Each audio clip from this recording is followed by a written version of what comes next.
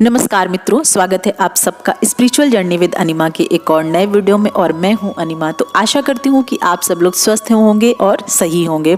तो दोस्तों, आज हम लोग बात करते हैं सबसे सरल एवं सर्वोच्च गायत्री साधना। आखिर गायत्री साधना सबसे सरल और सबसे ज़्यादा सर्वोच्च और उत्तम क्यों है और क्यों हमको गायत्री की साधना करनी चाहिए। तो दोस्तों, संसार में प्रेम का संबंध सबसे अद्वितीय उदाहरण है।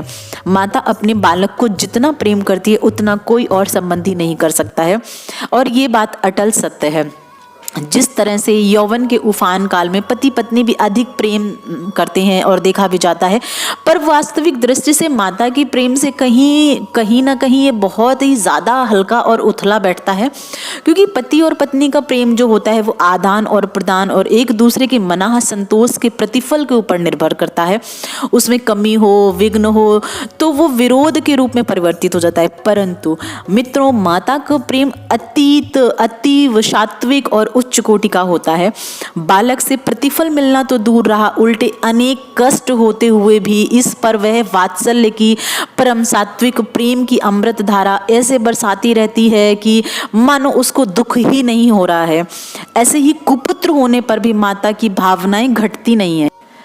ऐसे ही मित्रों, ईश्वर को पूजने के लिए, उसको प्राप्त करने के लिए, उसकी भक्ति में जाने के लिए हमें किसी ना किसी रिश्ते की आवश्यकता होती है। क्योंकि कोई ना कोई रिश्ता होगा तभी हम ईश्वर के करीब पहुंच पाएंगे। तो उस तरह से अगर देखा जाए तो सबसे ज़्यादा भावुक और भावों वाला रिश्ता होता है माता का। तो अगर हम भगवान से प्रेम करते हैं और उसके अनन्य प्रेम का प्रतिपादन प्राप्त करना चाहते हैं, तब माता के स्वरूप में हमें उस भजना अधिक उपयुक्त एवं अनुकूल बैठता है। माता का जैसा वात्सल्य अपने बालक पर होता है, वैसा ही प्रेम प्रतिकूल प्राप्त करने के लिए भगवान से मात्र संबंध स्थापित करना आत्मविद्या के मनोवैज्ञानिक रहस्यों के आधार पर भी अधिक उपयोगी एवं लाभदायक सिद्ध होता है। जैसे कि कंस भगवान को काल के रूप में देखता था, उसे दिन रात सोते जागते उनका प्राणघाती शस्त्रपाणी महाभयंकर स्वरूप दिखाई पड़ता था।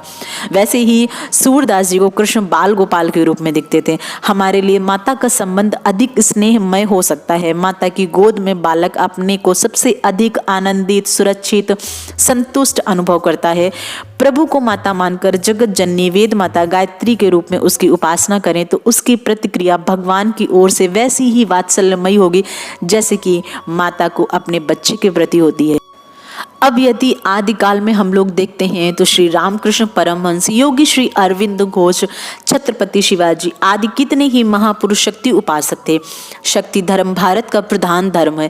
जन्मभूमि को भी हम भारत माता के रूप में पूजते हैं। मित्रों, सभी राष्ट्रवादी भारत माता की मातृशक्ति की जय बोलते हैं और उसकी उपासना करते हैं। शिव से पहले भी शक्ति की पूजा होती है। लक्ष्मी नारायण, सीताराम, राधे श्याम, गौरी शंकर आदि नामों में नारी को प्रथम और नर को गौड़ रखा गया है।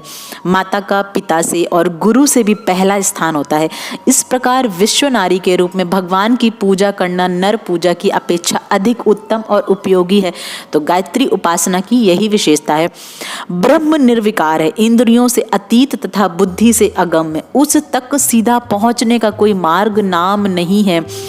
मित्रों, नाम जप, रूप का ध्यान, प्रार्थना, तपस्या, साधना, चिंतन, श्रवण, कीर्तन आदि सभी आध्यात्मिक उपकरण मानक हैं। ये सतोगुणी प्रकृति एवं चिर शक्ति के द्वारा ही जीव और ईश्वर का मिलन हो सकता है। यह आत्मा और परमात्मा का मिलाप करने वाली शक्ति गायत्री ही है। ऋषियों ने इसी की उपासना की है क्योंकि यह खुला रहस्य है कि शक्ति बिना मुक्ति नहीं है। सरस्वती, लक्ष्मी, काली, माया, प्रकृति, राधा, सीता, सावित्री, गीता, पार्वती आदि रूप में गायत्री की ही हम पूजा करते हैं। पिता से संबंध होने का कारण भी माता ही होती है, इसलिए पिता से माता का दर्जा ऊंचा है। ब्रह्म की इच्छा शक्ति एवं क्रिया शक्ति गायत्री ही है। मित्रों, उससे उत्पत्ति, विकास एवं अवसान का आयोजन होता है। सुंदरता, मधुरता, क्रीड़ा, संपत्ति, कीर्ति, आशा, प्रसन्नता, करुणा, मैत्री आदि के रूप में यह महाशक्ति ही गायत्री है। जीवन क्षेत्र को जो आनंदित एवं तरंगित करती रहती है। इस विश्व नारी की महागायत्री की महाशक्ति की आराधना करके हम अधिकाधिक आनंदित हो सकते हैं और हम गायत्री और उसकी शक्ति को प्राप्त कर सकते हैं। तो आशा करती हूँ मित्रों कि आप आप लोगों को ये वाली वीडियो और ये जानकारी अच्छी लगी होगी। अच्छी लगी हो तो हमारा उत्साह बढ़ा करके वीडियो को लाइक और शेयर कर दें, और चैनल पे नए आए हैं तो सब्सक्राइब करके बेल वाला आइकन प्रेस कर लीजिए। मिलती हूँ अगली ऐसी ही एक रोचक सी जानकारी के साथ में, तब तक के लिए नमस्कार।